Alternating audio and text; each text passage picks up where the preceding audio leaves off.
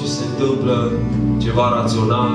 Ok, ascultăm o predică, ce bine sunat, știu eu ce. Vreau să știți că Dumnezeu este Dumnezeu intim, care vrea să interacționeze, să interfereze cu ființa noastră lăuntrică.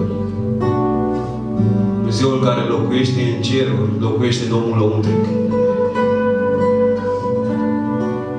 Locuiește în ființele noastre lăuntrice. De aceea este o conexiune la nivelul Duhului între noi și Dumnezeul nostru, în ființa noastră lăuntrică. Cel care șade sus pe tron, ok? Înălțat, întronat, este de același timp în ființa noastră lăuntrică. Pe baza a ceea ce Biblia spune. El vine la noi să cineze cu noi. Ok? Să fie intim cu ființele noastre lăuntrice. Eu vreau să știți că în manifestarea lui Dumnezeu, Dumnezeu vrea să manifeste în omul lăuntric. Și lucrul ăsta se întâmplă când biserica, ok? Când biserica se poziționează în locul în care Dumnezeu poate să doarme în ființele noastre lăuntrice. De multe ori, în prezența lui Dumnezeului, într-un loc, ok? Avem o predică, avem închinare și ce bine a fost. Și majoritatea dintre noi nu știm să mergem în acel loc intim, în mijlocul la lucrurile astea și să, dacă vrei să beneficiem de ceea ce El poate să lucreze atunci, în momentele respective, de intimitate, de manifestarea prezenței Lui în ființele noastre.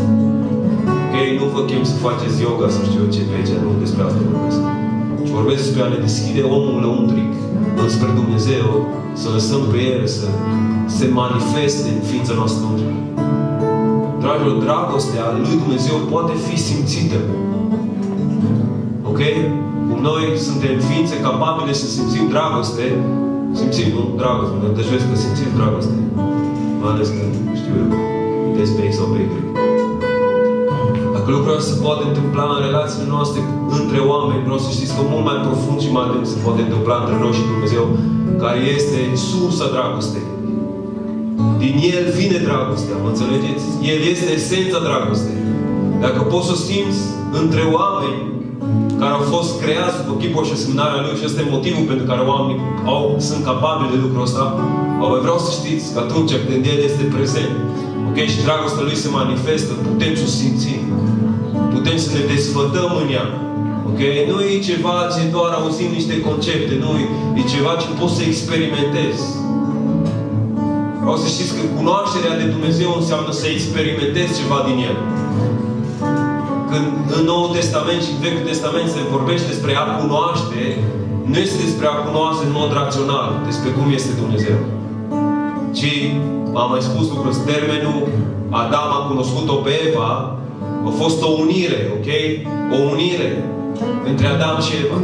La fel, când vorbim despre o cunoaștere a noastră cu privire la Dumnezeu, este vorba de o cunoaștere nu doar la nivelul rațiunii, ci o cunoaștere în intimitate. O cunoaștere în intimitate. Și dragostea Lui este intimă, poate fi cunoscută, experimentată în omul lăuntric.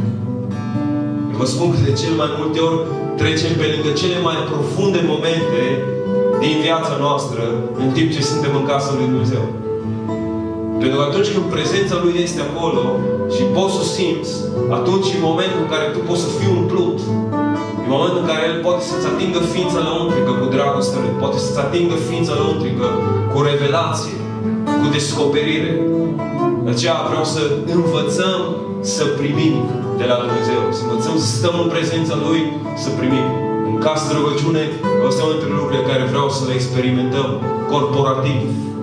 Ok? În timp ce este o atmosferă a închinării, în timp ce frații, surorile cântă, tu poți să stai în acel loc al intimității și Dumnezeu să vină să fie intim pentru ființa ta lăuntrică. Să șoptească în ureche cuvintele Lui, dragostea Lui.